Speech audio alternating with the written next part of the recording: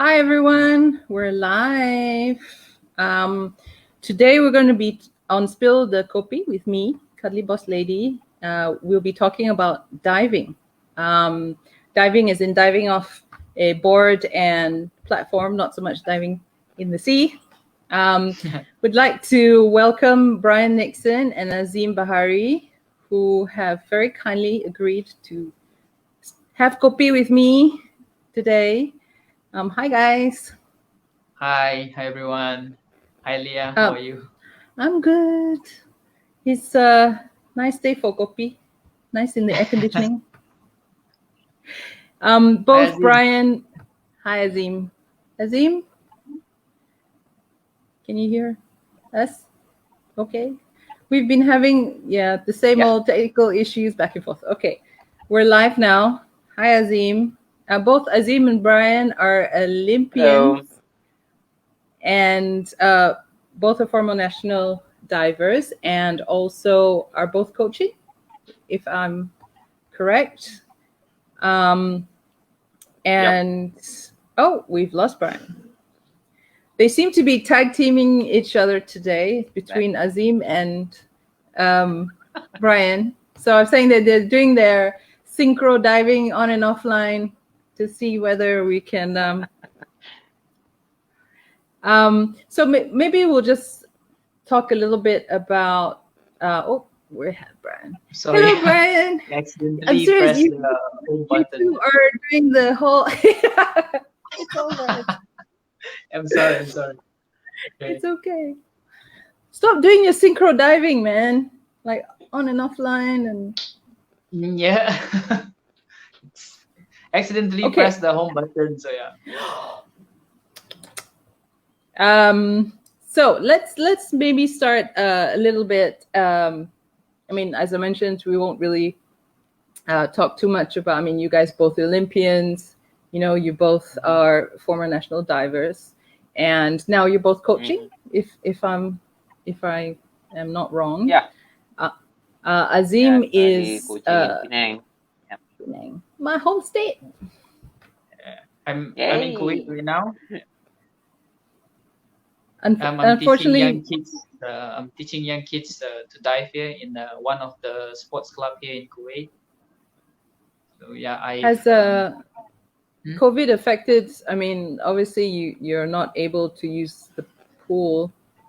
We have. I mean, dive. All the sports stops in March, at the end of February actually. So I've not working since March, since like five months ago. so yeah, I've been living life like like a retiree. But staying at home, right? Staying at home. I mean, how old are the kids that you teach actually? I'm teaching kids as young as 5, 6, 7 years old. Oh, that's really young. Yeah, it's the youngest group. Yeah, so I'm like teaching the juniors, the grassroots level. So what, I mean, obviously during I say MCO because that's our thing, but what are the... That's ours. That's not... Yeah, that's ours. I'm so used to saying it now. It's like, you know, do you do like online sessions with your kids? How, I mean, obviously you need to keep in touch with them as you, you know, as things. No, we when the government announced that the curfew, I mean, started in March, so everything sports, we have been informed to stop. So there's no online session. There's no. I didn't even keep in touch with the kids. I only talked to my manager or one of the coach. So basically, I didn't do anything like for the past 4 or 5 months. No online sessions, no diving. Just stay at home. Just stay at home, relax, and do nothing. Must be very difficult. Yeah, that you can't even do online. True, yeah. That's why I've been asking them to. I mean, if it would be possible to let me like go back to Malaysia or cuti, because there's nothing to do here, and they say that probably sports will start in September, but still there's no clear guidelines on. Let's say if it starts in September, but I mean, I'm sure that only kids age 15, or I mean the teenagers are allowed to go back to the pool, but not, I don't think the kids will be able to go back to the pool in September. Gosh. So it's a little bit Same goes to us. bit difficult here. What about you during I mean, same goes to us. Azheem? I mean, Sorry, carry on. I mean, yeah. I mean, us at first they don't agree actually to train the kids. Where I'm here, I mean, basically Penang just started again the diving program, and then yeah, as for diving we start like early age, and then most of our kids in Penang is in average standard 1 up until standard 6, the eldest. So basically they are under 12. So generally here in Malaysia they say that under 12 is not recommended to train or do outdoor activities, correct? So Yeah. yeah, due to that matters, I mean, we spoke to MSN, and then we have a meeting with the Penang Sports Exco YB soon, and then with several letters and agreement, and then eventually yes, we able to train with certain guidelines and SOPs. How many swimmers do you have under the Penang State team right now?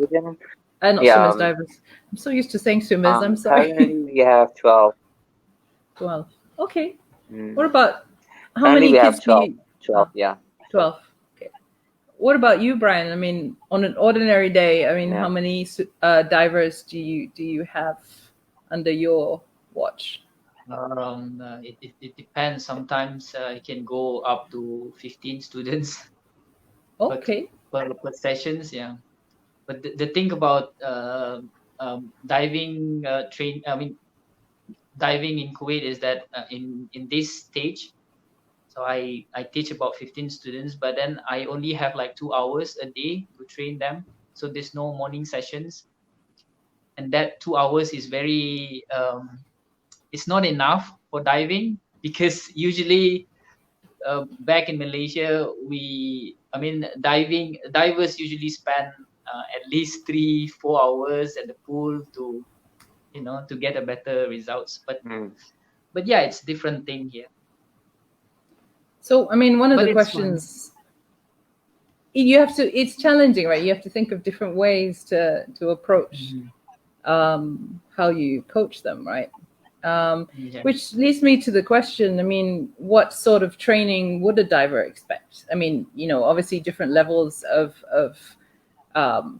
depending on which level they are starting at. I mean, the complete beginner and then all the way up. What sort of training would they expect them to do, to be honest? Azheem first.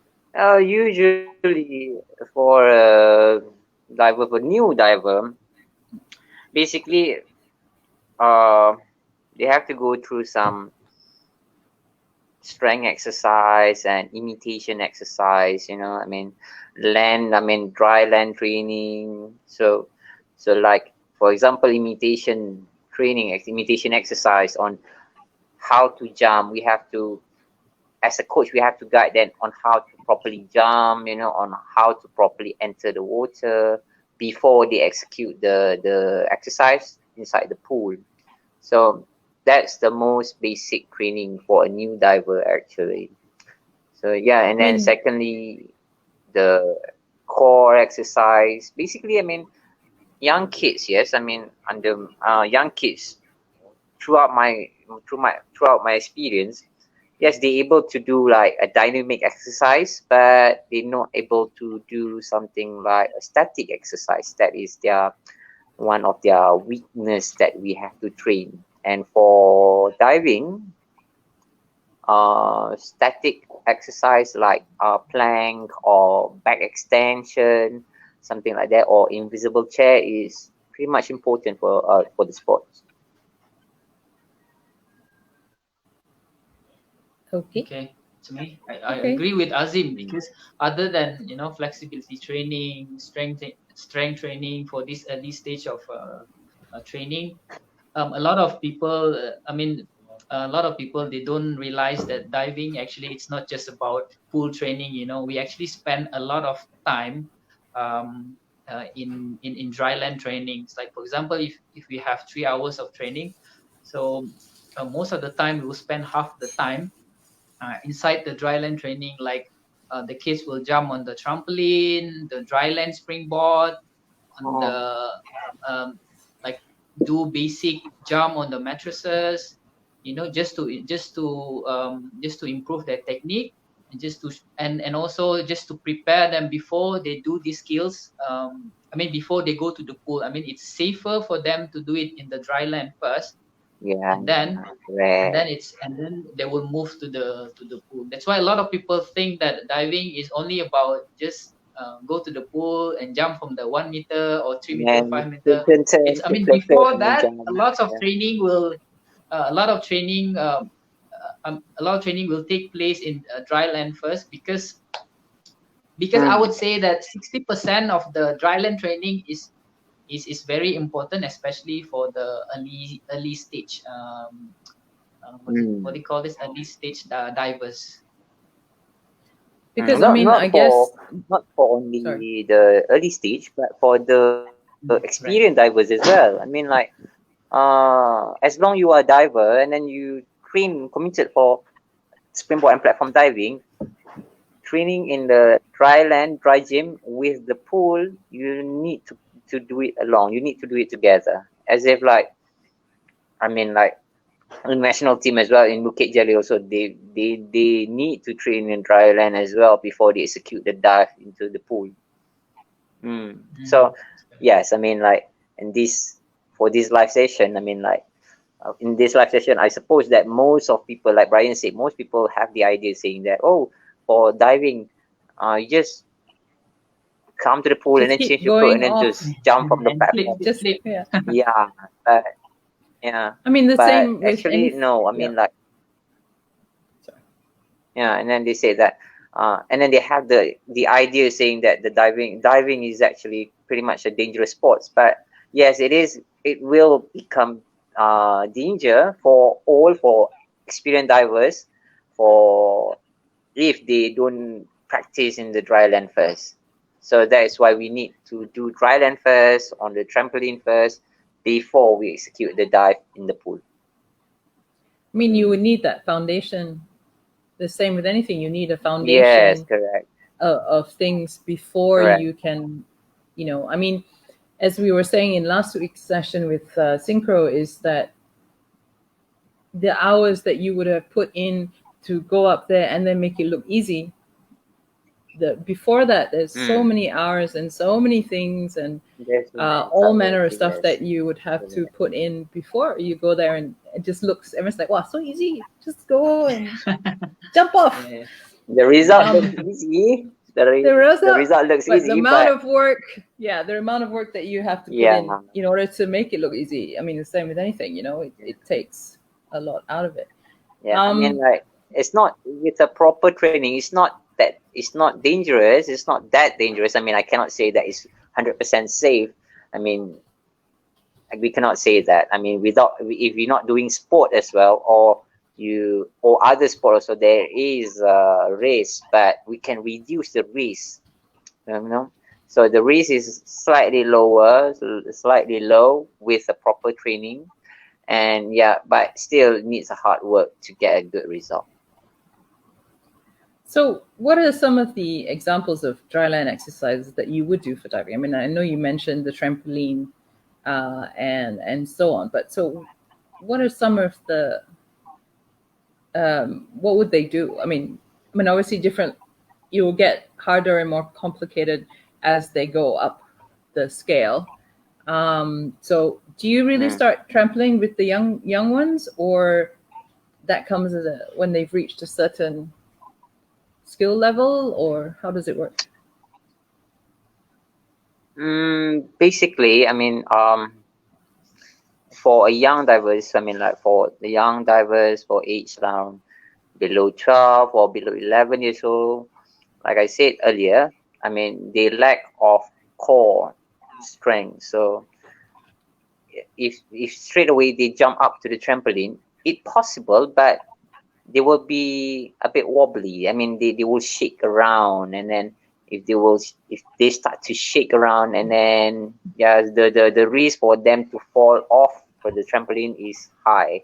So usually before we jump up to the trampoline, the kids, usually we ask them to train on the land platform first, you know. So the land platform is actually like, it can be anything as long it's imitate the poolside or the platform.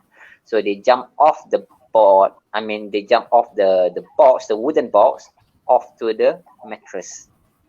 So therefore, I mean, they're able to straighten their posture, and then after several exercise, and then we as a coach monitor them, and we feel that they are safe to perform the jump up to the trampoline. Yes, they're off to the trampoline. What about you, Bryan? Let me add some of what Azheem just mentioned just now. Some example of dry land exercise would be, you know, the basic dive for diving, such as straight jump. So it's a forward straight jump, backwards jump. So you do this. Let's say you jump on the trampoline. So the kids will have to do like 10 non-stop jump of straight jump, for example. So we'll do straight jumps just to make sure they have a very straight or nice straight line body.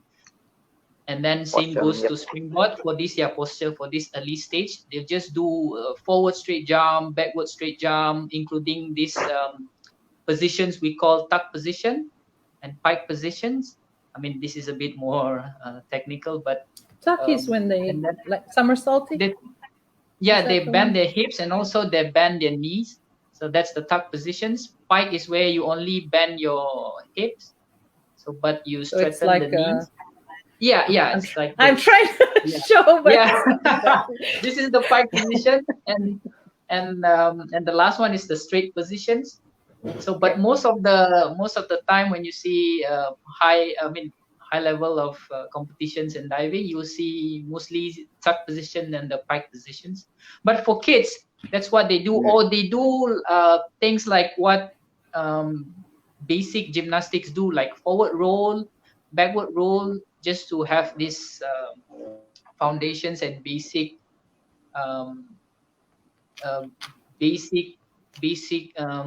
technique of how it's gonna be before they do somersaults or flip. I mean, coming back to that, I mean, what would a coach actually look for in a potential diver? So obviously, you know, parents might bring their kids. Oh, my kids watched you guys on TV, which is usually how it starts, right? So, we saw you guys on TV, and it looks so easy. What would you look for in? It's always like that. They always say it looks very easy, but what would you look for? Like, obviously there are certain skill sets that they would have, or you see the potential in perhaps these kids, or some of it can be taught, obviously, but would they need a gymnastics background at all? Would that help in any way? Or what would you look for in let's say potential diver? I think different coach have a different preference on that matters, but eventually the objective is still the same. But as your question is, I mean, for me, for me as a coach to look for a potential diver is the first day when we make a selection of the kids. You know, I mean, first of all, yes, we need to look for the knees, either straight enough or a bit bent, and then the point toes. Some kids, they have a very nice point toes, some kids are not. I mean, we will select the good, I mean, the straight point toes and the straight legs. It doesn't mean that if they don't have it, they are not potential, but yes, they able to do something.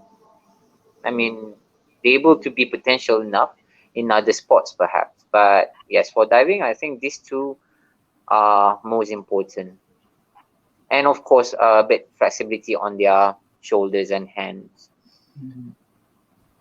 Yeah, it's the same for me. It's the same for. I will look for three things. Number one is the age first, because it's a bit unfair, you know, when I said that diving, if you start diving at the age of 10 or above, it will be a bit difficult if you want to go for high level, or you want to go for competitive diving. So we would have to, I mean, the coach will have to select kids. I mean, the best age is from 5, 6, 7, or 8. And then the second thing would be what Azheem mentions, the toes and the knees. If you look at synchronized diving, they have these nice toes. If you look at ballet, ballet athletes, they also have nice toes. These are also one of the elements that we look for when we look for potential divers. And the third one is the strength and flexibility. Okay. But I mean, like, back to this question. I mean, potential divers. Yes, I mean, like, I do have some question and conversation with my ex-coach. I mean, I asked him. I mean, like, usually, I mean, before this, he did tell me, saying that all around the world, saying that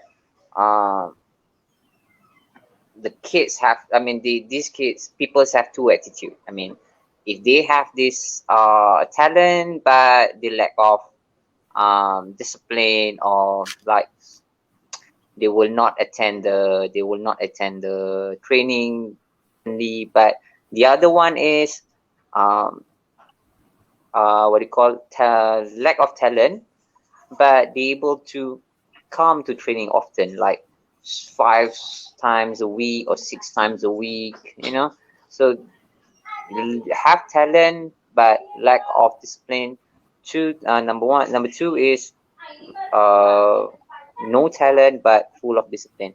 So I did ask my coach again. I mean, like, is that really happen? And then after that, after me and my coach have some discussion about it, and then my coach said that it's about self discipline, about how the person or how the diver think, you know, because in diving, saying that in diving you have to counter a lot of things, counter of fear, you have to counter fear of height, you have to counter about the fear of the dive. If you first attempt the dive, it's pretty horrific feeling if you want to do this new dive, actually, you know. So I think the most important thing is about mind, self-mind. So, I mean, coming to that, there are certain skill sets that you expect from divers. Like you're talking about the mental strength that you would need, because obviously you have one chance. I mean, many things you have one. Is it twice? You get to dive twice, or I'm not. Don't ask me because I don't know. During commission, just one. One. I mean, so one dive at one time, but we have like six times, but for 6 dive. So one dive, one time. Yeah. But it affects you, right? If you find that you make a mistake or something, because that's how it is, right? Sometimes it happens, no matter how much you train. Sometimes things don't go according to plan, and according to the plan, yes. Yeah, so you'd have to be able to say, okay, I've got to breathe it in, and then let's try again and keep And going. refocus again for the next dive, you know. Yes, I talk, it I is. talk It like I is. know. I I mean, talk like yeah. I know what it means because obviously I don't dive. Although we have tried diving off the 10-meter platform at the end of Super Meets. How does it feel? No, it was like we stood there for a long period of time and going, okay, you go, then I'll go. No, you go first, and then you go. It's fun. So sometimes you just shove them off, but it's. I mean, there's how many events are there in under the diving? Because there's obviously 1 meter. How many events? Yeah, so there's 1 meter, 3 meter, Oh. and then you do it in tandem. How many events are there? I mean, what are the different events? If someone's not really seen what goes on, so there's 1 meter, 3 meter individual, and then 10-meter. I mean, in the Olympics, there are like four events. So like altogether, 3 meter. 3 meter and 10-meter platform. They no 1 meter springboard event. Only for some only for competitions like World Championships or World Cup diving, they have 1 meter 1 meter event. Yeah. Other than that, it will be like only 3 meter individual, man, women, and 10-meter individual, man, women, plus synchro in 10-meter and synchro in 3-meter springboard. Yeah. Okay. Do you? I mean, synchro is men and men, women. You don't have mixed, right? It's just men and women. Yes. FINA just introduced mixed synchro, men and women, but it's not in the Olympic yet. But they have introduced this. If I'm not mistaken, for the last 2-3 years, so they have include mix. Yeah, they have include mix synchro, 3 meter and the platform synchro in World Championships and World Cup diving. Okay, that's interesting though. I mean, what about for kids then? I mean, obviously that is at the highest level of competition, but what about kids? Oh, what about kids? I mean, that's what I'm trying to say, saying that for kids, there is some certain age group. If the competition or meet are based for each group. So there's a group A, group B, group C, group D, and then each group have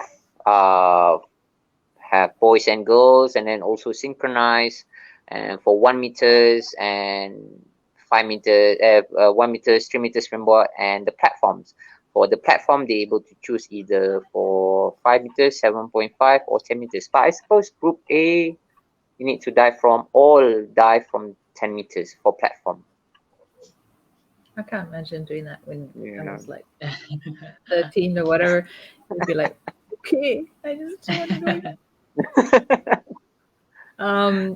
At first it's horrifying, but after that it's fun actually.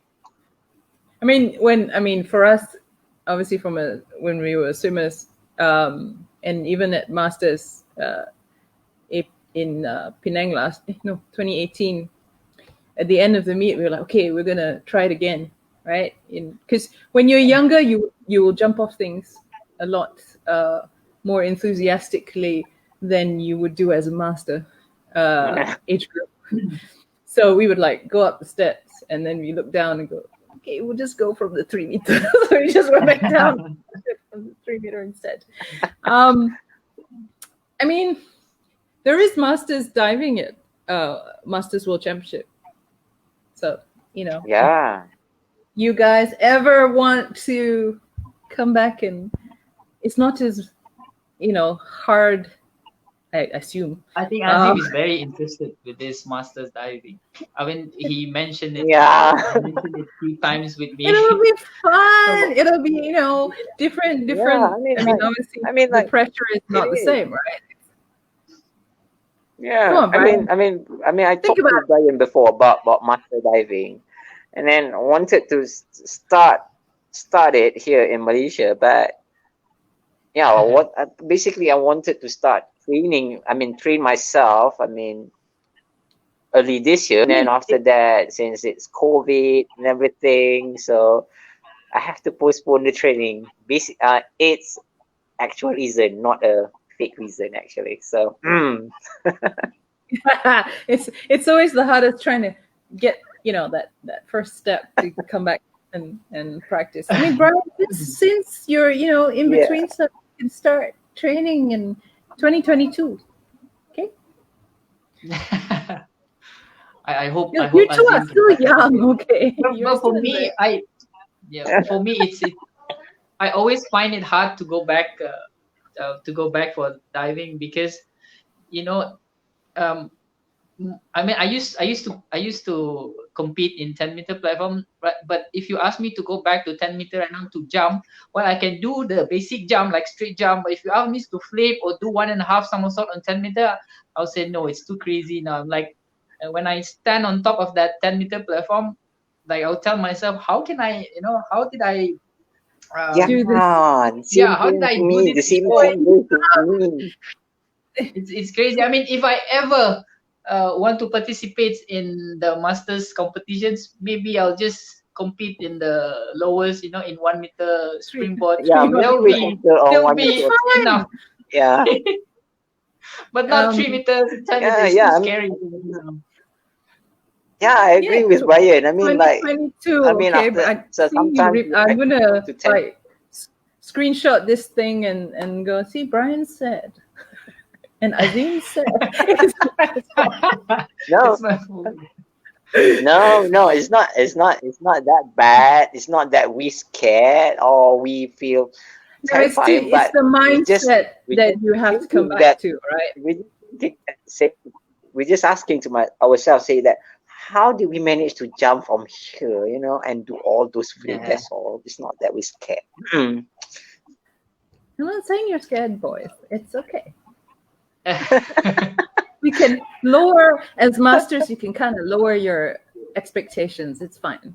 We just do it because you love doing it. It's keeps you fit, right? And it's something that you used to love doing. So in 2022, Fukuoka, in Japan. Come on. Yeah, 2022. Hey, 2 of you can be synchro uncles. Hey, you're trying to be uncles. What am I saying? And why not? We were talking about that last week, like having a masters synchro team, and we should have the masters uncles, synchro team, and it'll be fun. Now we can have synchro uncle diving, masters diving too. I'm not sure because 2 of you in 2 different countries, so I'm not sure how that's gonna work, but it'll be fun. I mean, that's something to think of, and then sure can. It's a great thing to tell your kids, right? You're saying to them, I also can still train. Yeah. No excuse. Right? No pressure. It'd be nice also if diving, possible. if we can wear full suits, because last time you have this attractive physique, but now you have, you don't have six packs anymore. Yeah. It's okay. We're masters. Can you imagine? They have age groups up to, I don't know, what, 80, 90? They're not gonna have the 6 packs either. It's okay. I know you miss your legions of female fans. I mean, so y'all. But still, I want to look attractive. You got 2 years left, friend. And now you're stuck in your equivalent MCO. Start your. Yeah, better starts now. No pressure, Bryan. Really. Yeah, Azheem, still, I will cheer for you. Hola, don't just abandon your friend to do it by himself, right? Masters diving. I mean, like I heard from masters diving, the requirement that there's a age. I mean, there's a age categories. So if you're in like I don't know, maybe 20 to 40 years old, and then there's a certain dive that you have to complete, you know. And Bryan, it will not, we don't need to do all those 109 or 407 thingy, you know. Yeah. That's what I heard. You can do simple Yeah. dives. Oh yeah, just I mean, You like, don't have to do like yeah. 2.5. I know Yeah. the terms, but 2.5 thing, unless you really want to. And we won't stop you if you really, really want to do that. But it's I okay. don't want to break my bones. But yeah, we'll go for the basic one if we thinking about joining the masters competition.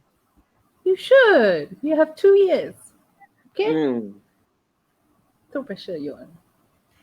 Should have like 2022. Malaysia should try. Looking for it. Yeah, 2022. Malaysia should try and have the different disciplines. You got pool swimming, then you have open water, and then you have diving, then synchro, then water polo. That's so cool.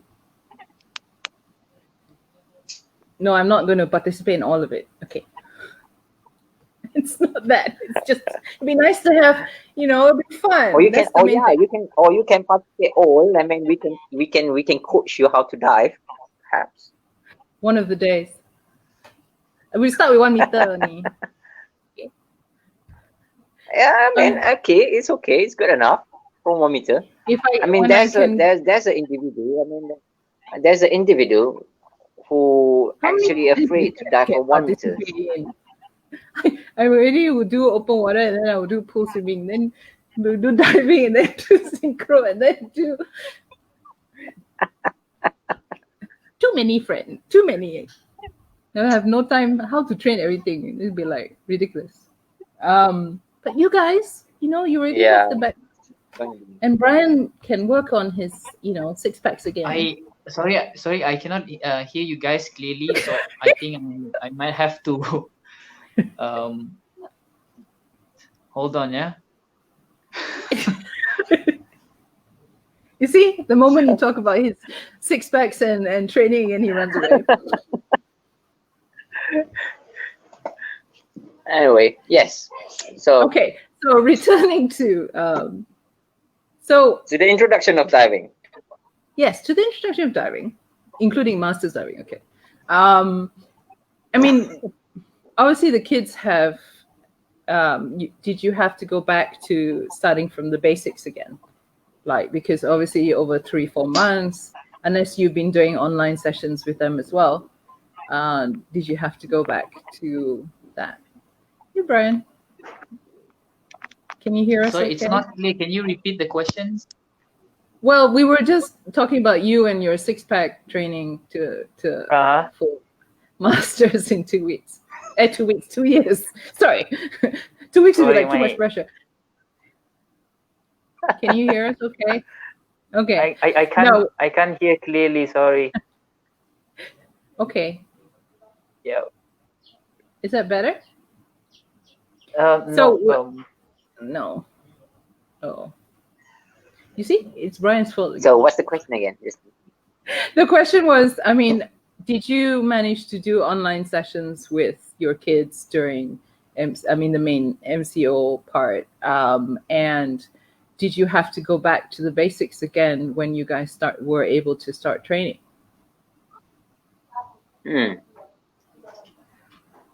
Actually, during the MCO, yes. I mean, we do practice the online training.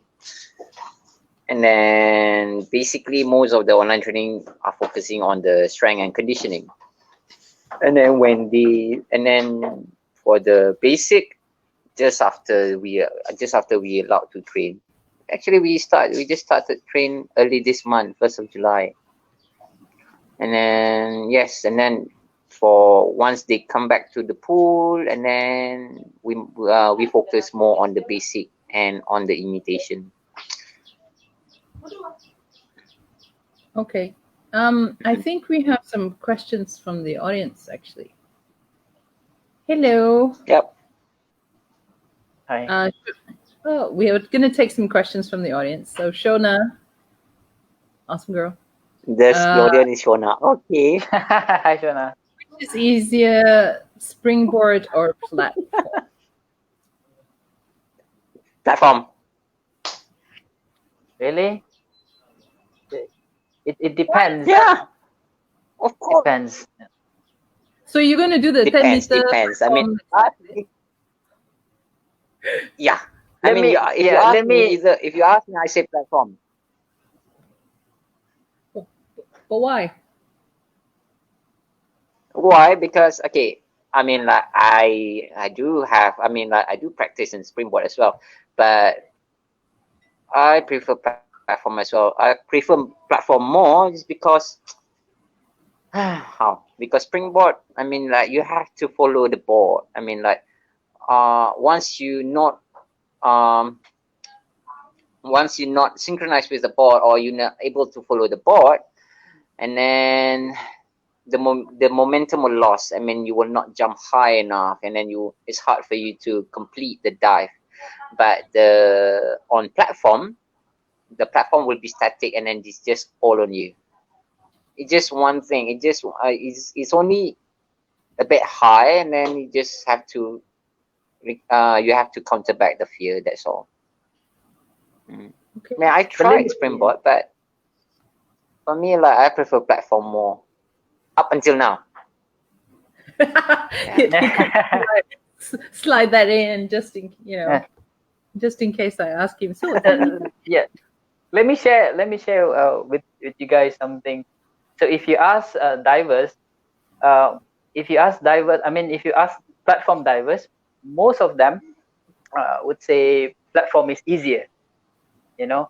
But if you ask springboard divers, because usually we have the two different types of divers, and usually the springboard divers, they don't do platform, but mostly the platform divers, they can do both. They can do platform and springboard. So probably because of the height. I'm not really sure what's the reason.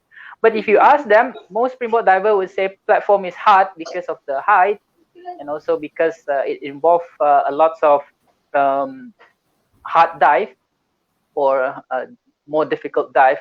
But if you ask a platform divers, they would definitely say platform is easier because, like Azheem said, the technical part of the springboards. If you are a springboard diver, it's involved a lot more of technical aspects of the diving. Like you have to follow the rhythm of the board. The dive can go wrong if you don't really use the board properly, and then that's why Azheem said platform is much easier because it's static. You just have to swing and then jump the pool. But it's a lot more complicated and harder in springboard. So what are the different technical aspects then? If you notice, it's springboard. You have to do the hurdles, and you have to bounce a couple of times before you jump. And also it's mostly because of the approach and takeoff before you before you jump. So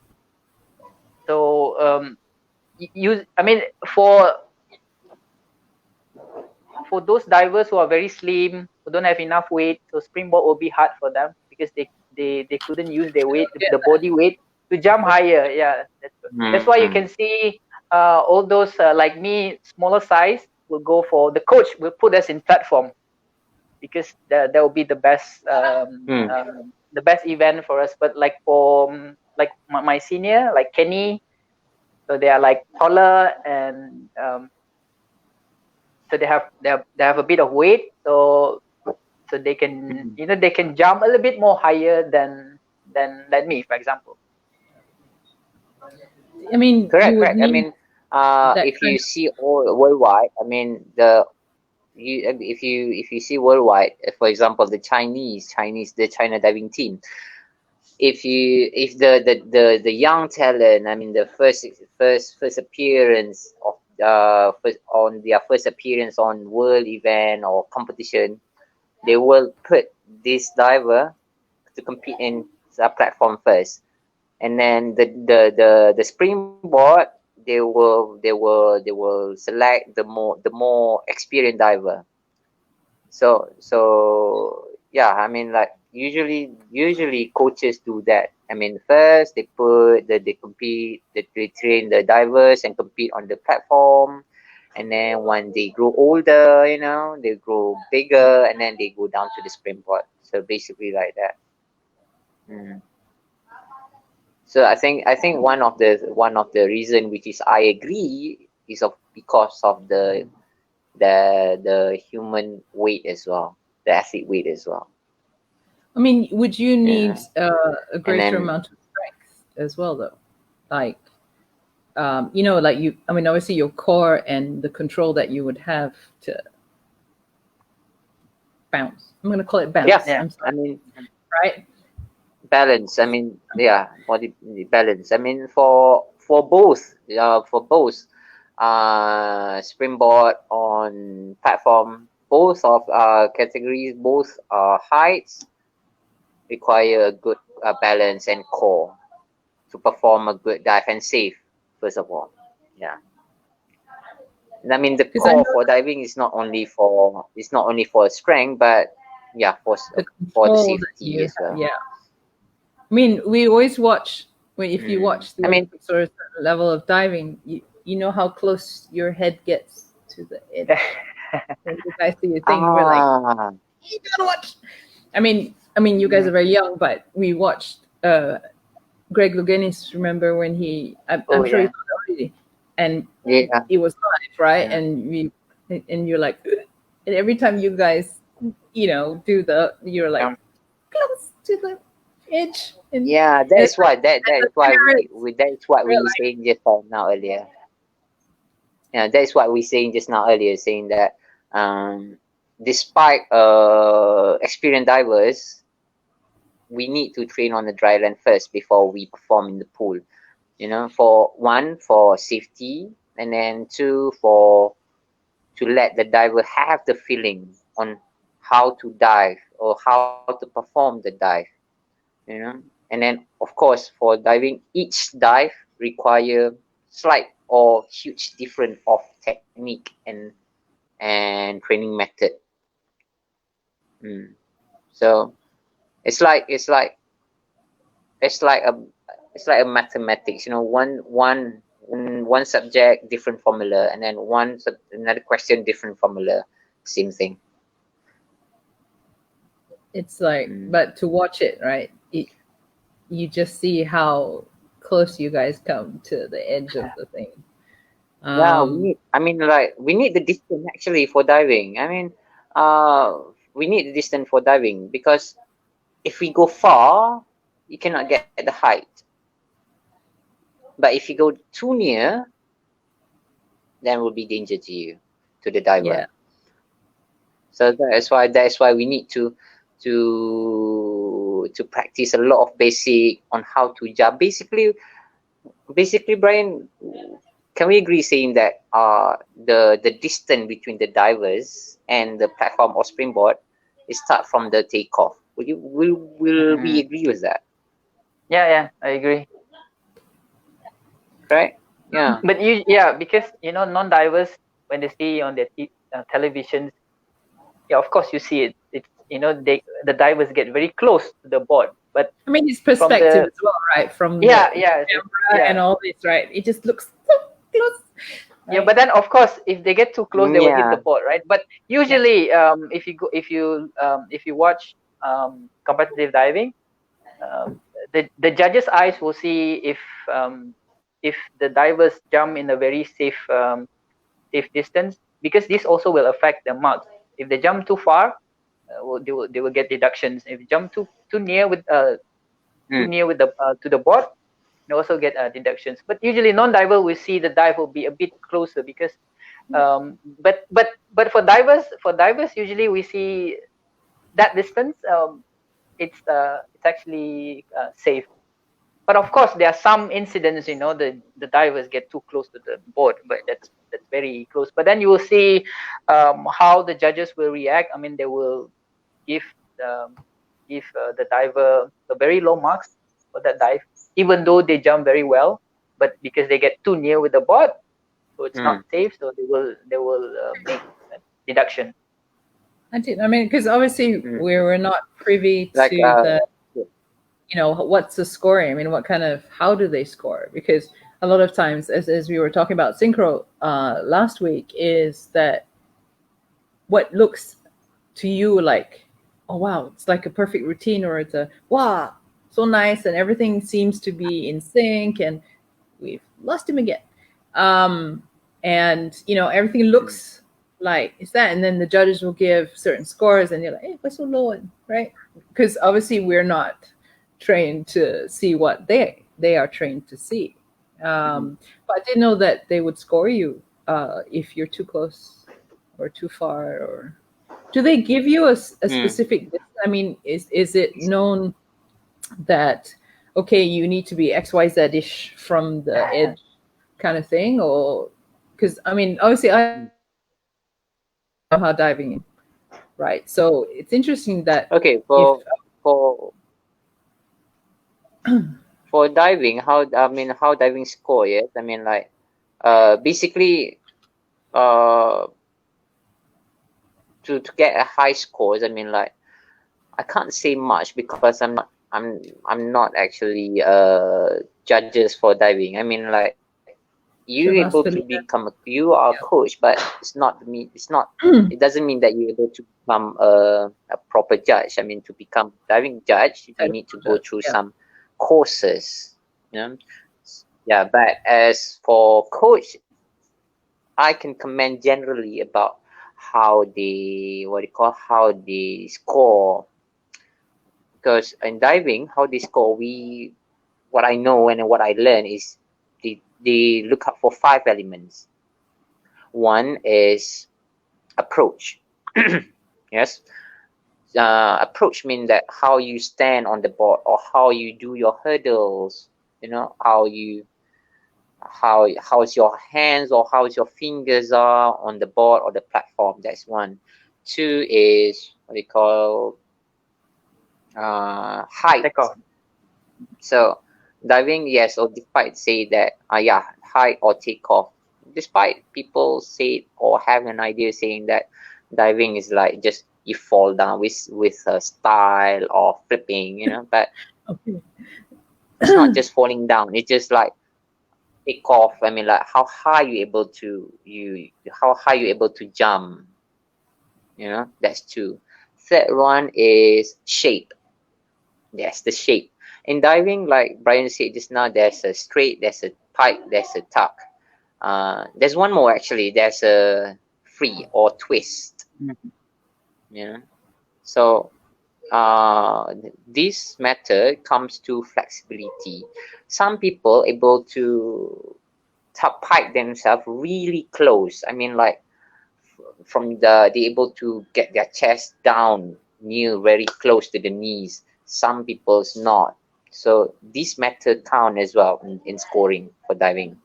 So there's approach, there's a takeoff and height, there's a shape, and then there's a distance. We come back to the previous question. The distance. If we go too far, like Bryan said just now, we got less mark. But if we go too close, then we will scare the judges, and therefore we're going to have a low mark. So the last one is the entry. I suppose, sorry all judges, but this is what I thought. I mean, 70%, I heard 70% of the score is come from the entry. So if you have a rip and clean entry, then you're able to get a higher mark. And of course, different dive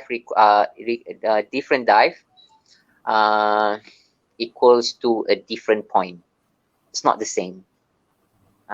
So most people have the idea saying that, hey, why this guy flick 3.5? Why this guy flick 2.5?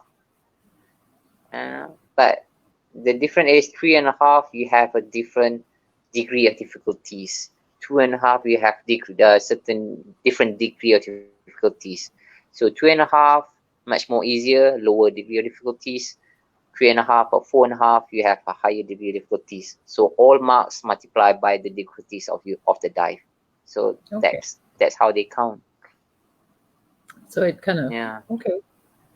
So I mean, obviously, sorry, carry on, Bryan. And then let me go Azheem. No, carry on. Yes, Let me okay, add proceed. a little bit more, from the scoring perspective. So so everyone knows that diving is a very subjective sport. So when it comes to giving scores for judges, there are also a few things that will take into consideration. For example, the positions of the judges. Let's say, because usually you see the judges will sit at the side of the pool to give marks, but then some judges will sit a bit slightly further away from the event. For example, 10 meter, so they'll sit further away from 10 meters. So usually the judges who sit in these positions, they don't have a better view of how the diver will perform. For example, the distance. Again, from this view, it's really hard to tell that if because it usually looks more closer to the platform or for the board from these positions, but rather than these positions. So it's a bit subjective. Depends on the judge's eyes as well. So that's why in diving judging scoring, they will deduct not they will deduct they will only take three marks. So the highest 2 marks they will not add. So, and then the two lowest mark also they will not take it. They only added three marks out of seven judges, and then they will add it together, and multiply it by the degree of difficulty of the dive, and then you will get the total score. Correct. Of the dive. Mm-hmm. Too much math involved. Yeah. So therefore, for diving judges, especially for Malaysian diving judges, all of our judges here in Malaysia, they have a good eyesight and they have a good mathematics. So judges, I sudah puji you, jangan potong-potong markah. Polish sikit. Now, we'll take a couple of questions or comments from the audience. There was one from, do you need to have some obviously basic swimming skill before you even start diving? I mean, obviously they need to know certain aspects, right? Because you're throwing yourself in. I know I said throwing. Into the water, and you need to know what to do in the initial stage. So would you obviously would you recommend them having at least some basic swimming skill before diving? You want to go first, Bryan? I'll let you go first, I think. Don't fight over it, boys. You can, Okay, I mean, this thing, back to selection of the divers. When it comes to selection of the divers, it actually depends on how the coaches want the talent to be. During my first selection here in Penang back in early 2018, yes, I do require the talent able to swim at first, but reality is, I do some selection in this primary school, do the selection in primary school, and then I find out if I select 10 of them, maybe one of them able to swim, so another 9 will be wasted. So then due to that matters, I said to myself, then it's okay. I take all that selected, and then able or not able to swim, I have to teach them. A simple one, as long they're able to dive in, and then they're able to submerge, and then swim back to the poolside. That's all. I mean, at the very least, it's a water safety thing. As for me, as long the talent able to, have the basic requirement, and then it's okay not able to swim. because in my selection, I teach them how to swim first. Yeah, just a basic one. I mean, so long as they can, because they need to know what to do, because you don't want them to be panicking while you're in the water and things like that. And like you said, you have to get to the side, and you Correct. know how to breathe appropriately while you're in the water. I mean, like you said, very basic that they would need. Just basic. And you also, don't need and also butterfly. it's pretty much, yeah. And also it's pretty much what do you call, it's pretty much it's pretty much good as well, because from the learning swimming session, we're able to monitor if the talent are brave enough or not, because some of the talent, they even scare how to learn to, they even scared to jump inside the water. So from there, I can see, and then I can monitor myself, saying that, okay, this talent are not suitable for diving. It may be able to other sport, but not suitable for diving, because the talent not even dare enough to jump from the poolside. How can I teach the talent up to 1 meter or the rest of the height? Yeah, because if they panic when they're in the water, it's not a good thing, right? It's not a good thing, obviously. No, it's not. Do you want to add to that, Bryan? Not so much. Just if they, as long as they know how to swim back to the pool, and then they're safe, and then that's fine. But like Azheem said, the kids also need to have that daring character.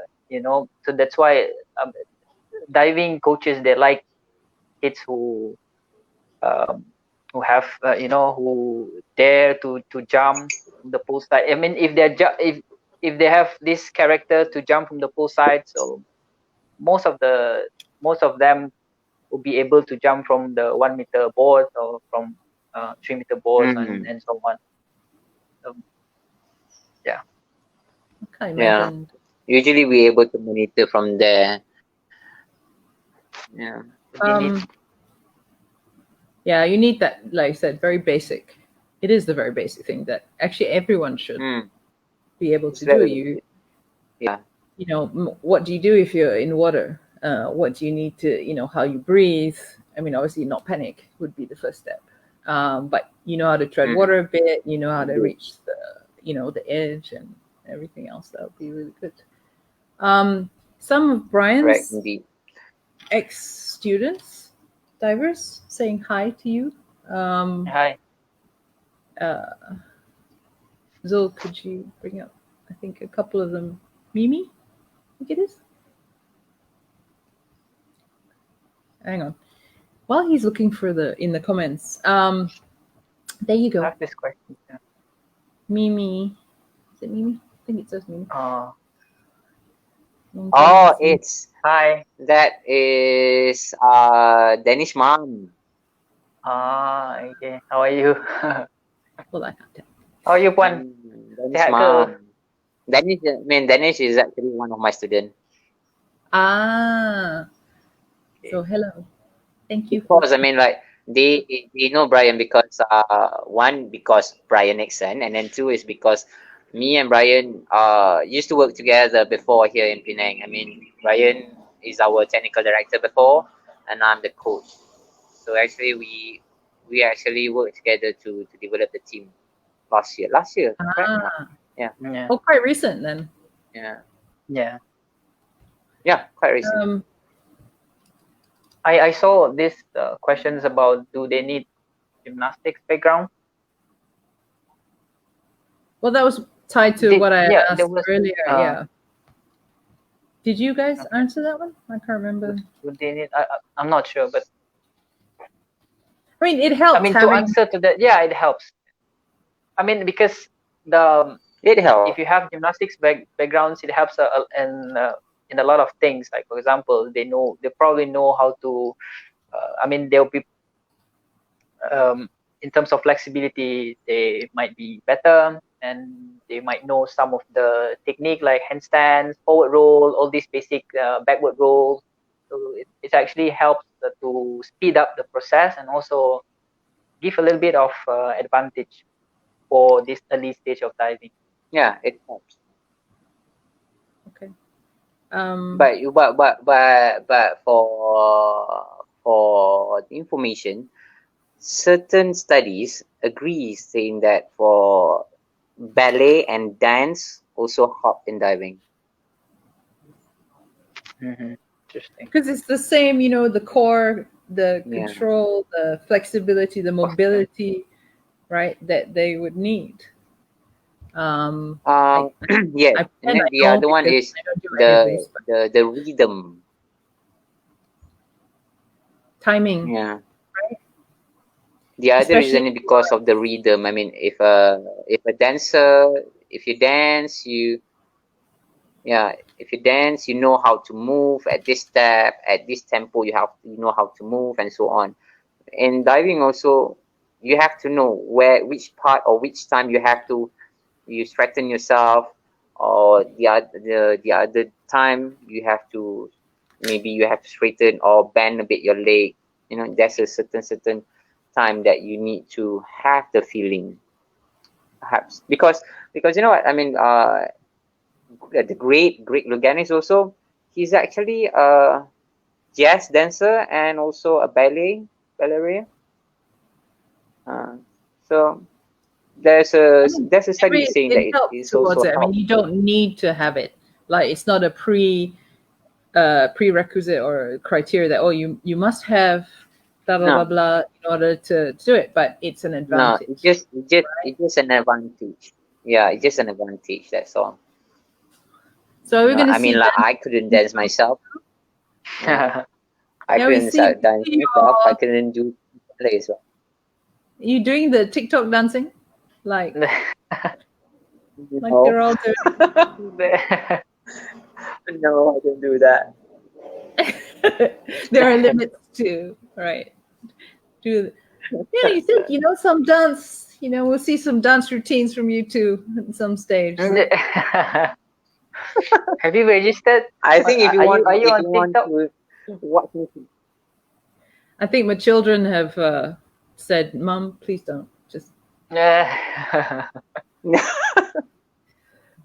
no. I usually watch Shona and her if people ask me to do TikTok, I say that I would. Yeah. Jump on the 10 meter first. I think if people ask me to do TikTok, I will ask them to watch just a wooden tree. It's quite entertaining, some of it. I watched Shona and her husband do their TikTok routines there during MCO. It's quite fun. Shona is a good dancer. No worries. Yeah. I mean, like, they all can dance. I mean, all the Synchro, no worries. Synchronized swimmers, they all can dance. But divers probably a bit, yeah, maybe some of them. a bit kayu lah. Yes, I saw Mani was learning to do her dance during MCO on her Instagram. Oh yeah. Yeah. I saw that too. She's quite active now, dancing on TikTok. Nowadays. But it's well, if it helps, right? And it's entertaining. I mean, during Syncro uncle dancing. I don't know how many our previous coaches also. Most of our previous coaches also start doing dancing, right, Bryan? Like Coach Yang, Coach Zhu Xiaolian, the Perak coach, even my Zhang coach also start to dance now. So hey, you too. Yeah. In the build-up. Maybe. Not yet. Not in my dictionary. In the build-up to 2022, right? Yeah, in the pursuit of Bryan's six-pack journey onwards. That's gonna maybe can try. Then he'll be like, Bryan's like, oh my god, this pressure now. Maybe we can dance, using diving trunks. A bit sexy, but hey, probably not. Okay, forget it. MCO's getting to you, huh, Brian? See, Brian's trying to come back to his legions of female fans, you see. So he brings up his six packs and his I'm just joking. okay. I'm just joking. it's okay. Yeah, I think Linny was asking a question on would you guys do demo? I mean, if Brian is obviously home, demo diving, because usually we have Malaysia Masters in December.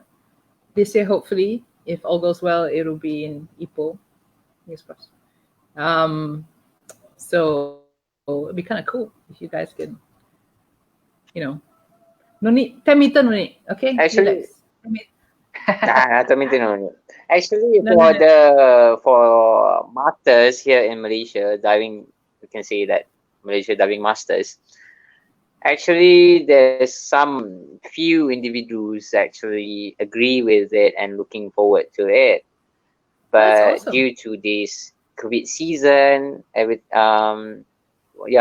actually due to this COVID season, so we actually postpone and not talk about it really much yet. But yeah, I think like there's a possibilities that we able to start one day. Yeah, perhaps after this COVID season, maybe we able to start somewhere. Because you know what? Because based on my experience, I mean, based on my time as a coach, despite we train the young kids, the younglings, but also most of the time the adults did ask me saying that, do you train adults, can we give a try?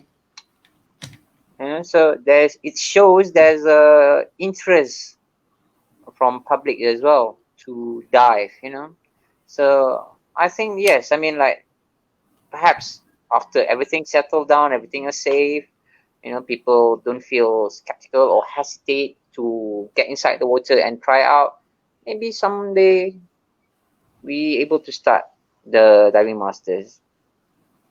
Because we were talking and about I'm this really last looking forward that they now have adult gymnastics, they have adult ballet, even though they've never done it before, right? They now have things like that, and we were talking about Master Syncro last week, and it's a good time to think about it, because it also serves as an inspiration to the younger the divers, things as they're coming up, because you can see that, hey, it's still a journey for you to be on, right? You may not train as you did when you were, well, you could if you wanted to, I'm not saying you can't, but it would be different, but you can still be involved in the sport that you love doing, or the discipline that you love doing, in different scales, right? There is a journey that you can go through. I mean, I know in our swimming one, they're even like in their 90s and they're still swimming, and some of them swim 1,005, and I'm like, wow. If I live that long. I mean, like, also nowadays people's people's curiosity is really high. People's nowadays always want to know, always want to discover things, new things, especially, and experience new things as well. And it's a great way to keep fit and active, right? Doing all these different things. And I think, especially with MCO and COVID, that's taught a lot of people that I'm hoping that being active, you don't necessarily have to train like if you were an ex-competitor. You don't necessarily have to train like that. You just do what works for you, right? And being fit. And it's a great time to meet friends. And you meet new friends, and always go for makan afterwards, which is, very important. Well, that's right? much to do. Guys, I mean, food is a good thing, right? Always. Yes, especially just after training. after training, it's like, okay, where are we going for breakfast? Where are we going for? I mean, it's the friendships and the new things that, I mean, for us, when we do masters, there are people I haven't seen in like over 30 years. And it's really nice to reconnect with people. I think we're pointing out, do I have, I mean, one of the final things that, let's not say final, what sort of advice would you give to aspiring divers as they're coming out? I mean, you guys have been through the whole, run and up to coaching now. I'm not saying you guys are old, okay? Before you don't get excited, because y'all two are still young for me. Okay? Still young. So, I mean, what sort of thing what advice would you give aspiring divers? I mean, you guys talked about mental strength and how to get through, even if you do make a mistake. Yes, you got to pick yourself up and go, okay, I'm going to focus now and do some things. But what sort of advice would you give aspiring divers? Okay, Bryan? You guys decide. Okay. Food, yeah. Food is very important. Thanks so much. Yeah. For aspiring divers, I think the most important thing is to always listen to your coach, because your coach knows better. And it's always good to have a second eyes. Sometimes you feel like, you feel like the dive you feel like the dive is good, but then when you have a second eyes, you can actually see some of the mistakes. So that for me is very important. And as well as to always try your best and not give up easily, because there will be times when these divers there will be period when they want to give up, especially for those platform divers, when they need to do a new dive or new skills. So they get scared, and like some of my friends, after that dive, they feel a bit traumatized, and then they don't want to come back to diving again, so they quit. So there'll be times like that, but then just try your best, and then keep going, and then you will eventually success, and eventually learn that dive successfully. And of course, the last thing is your mentals and your confidence. Always be confident and always be prepared for anything, because you never know what will happen, and always do your best. What about you, Azheem? Let's My advice is, don't scare about diving. I mean, don't get scared about diving. You just need to, I mean, like that's the what you call the most common words when it comes to diving. I mean, like, I'm scared to high, I'm scared of high, I'm scared of doing this and that. I mean, like, for me, do not scare about the sport. You just need to trust the coach, because as long as you're a diver and then you have a coach, like Bryan said, I mean, you need second opinion, you need second eye, second pair of eyes, which is your coach, to monitor you, to advise you on how to do or how to perform the dive well. It's not just well, but it's only how to perform it safely. So, and I agree with Bryan. What Bryan said, you need to listen to your coach, because the coach is actually the one who will guide you. Actually, right? The coach is actually confident with you, and then, I mean, like, the coach will not simply ask the diver to perform the certain dive if the coach sense danger or sense the diver is not able to do. As a diver, if you trust your coach and listen to your coach advice, and words and everything from your coach. Yeah, I mean, like, you're able to calm yourself up and able to counter the fear and counter every single aspect of problem during the training. Yeah. Okay. Before we maybe take a final question from the audience, I will just give a quick shout out to my sponsors, Swim Shop to You, Real Out Play, and of course, Finis Malaysia, as you can see, is very Yay! Finis. And if you're interested in getting anything from swimshop2you.com, if you use our discount code of Dugongs, which is very me, you can get 10% off normal price items. So that's something for you guys. Yeah, Dugong is my spirit animal. Because they're like cute and cuddly and swim a lot and eat a lot. That's pretty much me. Nice. You know, you gotta have something that's, different to the usual dolphins and sharks and whales and sea creatures and jellyfish. Yeah. I really do not want to meet jellyfish. It's nice. I mean, like, yeah, it's pretty painful. Yes. Because I swim open water, so yeah. And Penang now, unfortunately, You get stung before? Sorry?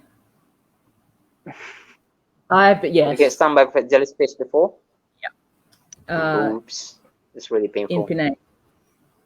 Wow. When they had the... I had been stung before as well. Yeah, the first time I ever got stung was ago, which is quite unusual. I guess it's very long. There were a lot of them at that time. So luckily, it was mostly... I got stung before during my open water as well. In Kuwait, that time when I was in Kuwait as a coach, like Bryan now, currently. When I was doing my open water as well. But fortunately, the jellyfish is like really small, but still painful. Just crossing the stung, just like cross my eyes, cross my face like this. But it's painful. Yeah, it's one of the risks that they're a natural part of the environment, but as an open water swimmer or would you do open water diving? As in, like, get a platform and you guys. Isn't there free diving? No, that's cliff diving. Never heard about it. Yeah. There's no open water diving, but there's a what do you call that? 25 meters, Bryan? Cliff diving, high diving. Cliff diving, yes. Cliff diving. High diving, yeah. Oh my God, that's even. 10 meters already. We're like, can you imagine if like 25? Wow, because there's high diving in the Olympics, isn't there? Is it high diving in the Olympics? High diving in the Olympics. No, it's not Olympics yet. Not yet. Maybe soon. No, not yet. Maybe not yet. Not yet. I thought it was in World Championship. It is like extreme sport for Red Bulls or something else. Okay. Yeah. But it's under FINA. I think FINA World Championship. That's what I thought. Yeah. If I remember watching, but it's there was one time I think they had like when the camera follows you as you go, and then you watch and it goes down, and you're like, okay, that's like, it's crazy for me. It's crazy. I would never do that. I would never jump on that. 10 meter is already like it's already scary for me now. Oh, I can't imagine. But I really I salute them because it's not easy. It's hard. It takes a lot of courage. What they call it, courage. Yeah. To do that. Where would you do cliff diving here? Oh. I don't know about Asia, but if you want to experience the cliff diving or the heights, there's a theme park here in Penang. The Escape. The one in Telok Bahang. You guys heard about it? Telok Bahang. Yes. No. They have this thing. Yes, Telok Bahang. Yes. Yes, they have this springboard, the Olympic heights, the Oh, 1 meter really? springboard, 3 meters, 5, 7.5, and 10. But and then there's also 25 meters platform as well. So yeah, I mean, I reckon that that's the only place here in Malaysia that you can try 25 meters. But most Yeah. they don't usually recommend you. Yes, 25 meters up. Yes, So indeed, 25 meters up. all the way Mm. down. I Right. can't imagine doing that. Yeah, I mean, like 7 minutes climb up, 7 minutes climb up, 7 seconds goes down. And then your heart goes up further because you'll be like, "Wait!" It always reminds me of. Well, you guys are quite young. There was always this cartoon character, yes, where every time this character will fall, they had a certain sound. I can't imitate the sound, but I must find that. And it just reminds me of that. If someone went off and dived, like, you hear this sound, and you're like, "Oh my god, I can't imagine." Yeah. It's like 3 meters. Also, it's like, I think a bit first before I start melompat, right? So, and you can imagine 25 meters. Actually, to climb up all the way to 25 meters already is like, do I really want to do that too? I can't Rasa imagine. macam jantung kat No, atas. 25 meters is too high. Are you gonna do it, Azheem? Yeah. You know, raise funds 25 meters, I don't know. I mean, you 25 guys meters, I already don't know, think but I'm looking forward to do Yeah. to do this skydiving. Yeah, looking forward to do that. At least one You won't time I do- want to try. Imagine like 25 skydiving. meters, you want to jump off. Let go, you go jump out of the plane from the sky. But then I guess you have Because there's a parachute. parachute, you know. That's why Yeah. you can't do that with the 25 meter meters, there's no parachute. Whee! No, because you can't do it There's with a parachute. parachute. 25 meters, there's no parachute. It's just the water. I mean, although it's just a water, but from 25 meters, the impact for you to hit the water is really high. So Oh, God. I mean, you need there's to a lot know of things. If you how don't to do it properly, land. a lot of things are able to go wrong. Yeah. Mm. No, I can't imagine. Okay, lah. I'll stick to So yeah, I mean, if there's someone really want to try to jump from 25 meters, perhaps you guys can go to the Escape in Teluk Bahari Penang. Yeah, but as a coach, if you don't have any experience to jump from 5 meters or 3 meters, please don't let yourself off from the 25 meters. Yeah, I think we're Yeah. because you need to know how to land properly, and then what do you do when you obviously hit the water, because you're going to hit it with enough force, and how do you breathe, right? What do you do? I mean, you can say that about 1 meter springboard or 3 meter or whatever it is. Already you have to think about something like that, but at least if you want to try to 25 meters, you have to try out from 5 meters first for that at least. Yeah, I can't imagine. We were watching this thing. It's like this cannonball diving. I don't know if you guys have ever seen it. They have competitions and everything where they would use like the diving platform, different ones, and they would run and do like a semi cannonball dive thing, and they would like. Oh yeah. And they have competitions. Those things a lot happens back there in Western countries like Europe or somewhere where, I mean, basically what we seeing and what we train is the more clean or the lesser splash that you produce during the dive is better. But somehow in Western countries, especially in Europe, they practice that as well, but there's other competition where they compete who have the bigger splash. That is interesting. Yeah. Splash is good in that sense. Yeah, splash is fun, correct? Then imagine if you don't cannonball properly and then you piang, and then you that will hurt. Yeah. That's really painful. Yeah, man. You already, if you do that like off the like the start platform for us, right? The start platform, you already, if you miscalculate and you piang right there, wow, that's already painful. Can you imagine from high up and you go piang?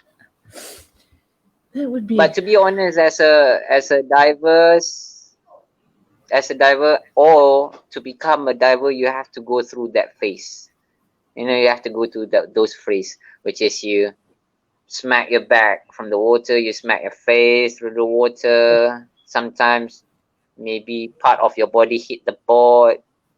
Those things, what can I say? It's things that require you to become a diver. Passage. But it's a rite of passage, right? Yeah, but despite it sounds pretty painful, those things somehow, fortunately, makes you become a stronger people. I mean, it teaches you not to do it again, right? It's like, you know what it feels like, so you want to avoid how it feels like. So I'm going to work on whatever it is that, you know, how it happened in the first place, right? I mean, yeah, that is what one of what you call common question from the parents to me, to the coach, where they say that, is there any risk, is there any possibilities that my son or daughter able to get injured? Well, what can I say to the parents and everybody who's watching? Well, every sport have their risks, you know. Because we move and we execute and perform some things, what you call beyond ordinary people, what you call limits. So the only things that we can do is to reduce the risk. So it's calculated to reduce the risk and to minimize minimize the risk of injuries. And I think nowadays sports are much more safer than before, you know, because of the technologies and the science and the studies, you know, it's safer, and also it produce a better result. I mean, that shows that sport has progressed, right? Things have progressed because you're always evolving and changing. Yeah. Right? So don't get scared about sports, you know. Don't get scared about sports, or don't get scared about to get involved in sport, any sport, because it's normal to get injured. You know, it's normal to get feel a bit fatigue or something. So yeah, because it's normal. The only thing that we able to do is to reduce it, and of course, no worries. Sports nowadays is much more safer than before. Awesome. So we're gonna wind down now. Awesome session. Thank you very much, guys, for hanging out and thank you for having us. Yeah, and thank you for having us. Actually, hopefully in 2022, right? The two of you. Yeah, hopefully. Maybe you'll see me and Azheem competing. Yeah, that would be really awesome to get that going. Thank you, Syncro Uncle Dancing. Yeah, then we can. Yeah, I'm gonna wait for the two of you to come out with your, dance challenge, and you can say to Shona, okay, Shona, right? You and I, doing that. Okay, Shona's very good dancer, so okay. Shona she is a good dancer. Yes, she even teach my kids how to dance. I mean, my young divers how to dance before. That's good, right? You're talking about and rhythm, the result is really surprising. I mean, yeah, I mean, and the result is really surprising. Where at the end of and during the presentation day, I was like, my kid's able to dance, eh? That's awesome, guys. I mean, it's great to have like cross-discipline Yeah. kind of sharing, right? Because each one of them has Yeah, different yeah. skills that you can, you know, like for us sometimes with open water swimmers, we throw in some water polo training because that actually helps certain skills, certain drills that they do. It is a huge help. Indeed. So, you know, having cross-discipline, short of the high diving bit, okay, that one will kind of not quite have some cross-discipline jumping. So yeah, so it's good. I mean, it's good to have. I mean, we are an aquatic community, right? So it's a good way to learn from each other as well. But it's good. Thank you everyone for tuning in. And thank you so much for having us. See everyone else next week again at the same time. Take care. Bye. Bye. Thank you. Goodbye. Bye, Leah. Bye,